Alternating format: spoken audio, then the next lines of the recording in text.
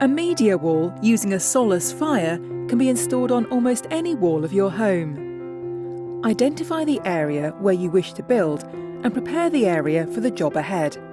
This may involve removing a section of the skirting board. First, we will build the base framework using 3x2 timber to determine the dimensions we need to measure for the fire. The VS150 is 1500mm wide and 280mm deep. We want to provide a 10mm gap between the rear of the fire and the wall to allow for the power cable to be positioned. So the bottom base framework needs to have finished dimensions of 1500mm wide by 290mm deep. The height of the base framework can be set to your preference, but in this scenario we recommend 400mm to allow for adequate distance above the fire when positioning the television. When screwing the framework together, it helps to create pilot holes first to prevent the timber from splitting. When finished, position the completed base framework against the wall, ensuring that it is central to your installation and that it is level. Secure this to the wall using the appropriate fixings for your wall type.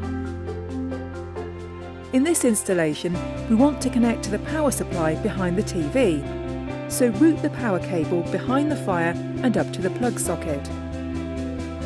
Take the brackets supplied with the fire and secure the fire to the base framework. For this installation, we are using the fire in a panoramic aspect, so we can take this opportunity to prepare the fire by removing the side panels and adding the panoramic trim sections. Again, using 3x2 timber, it's now time to create the top framework. Measure the distance from the top of the fire to the ceiling. This determines the height of the framework. The depth of the framework needs to be the same as the base framework, in this instance 290mm. Build the side of the framework and position it on top of the fire like this. Ensure that the frame is square and secure it to the wall using the appropriate fixings for your wall type. Repeat this process for the other side of the top framework. Now measure the distance between the two side frames. This is the measurement required to cut lengths of brace sections.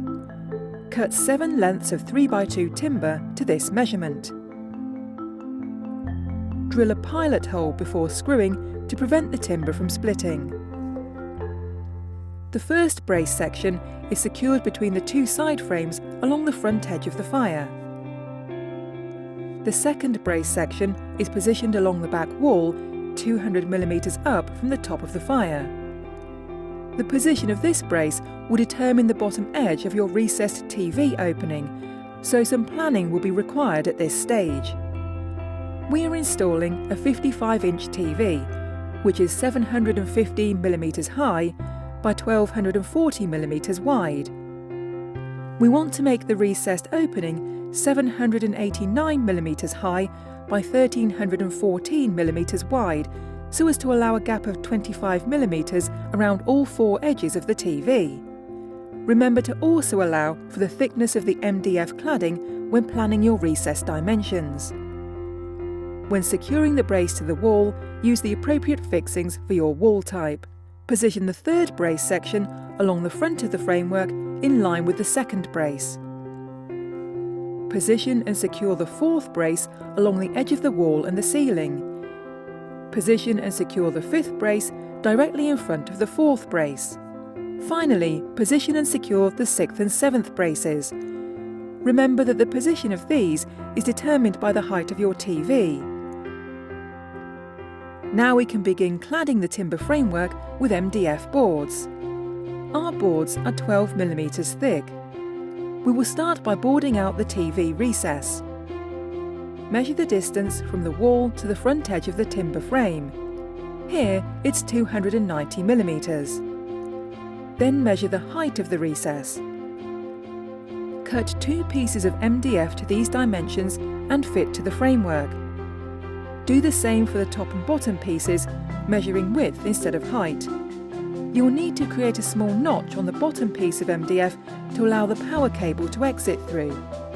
It's good practice to drill a pilot hole when securing the MDF panels, and then use a countersink bit to allow the screw heads to finish below the MDF surface.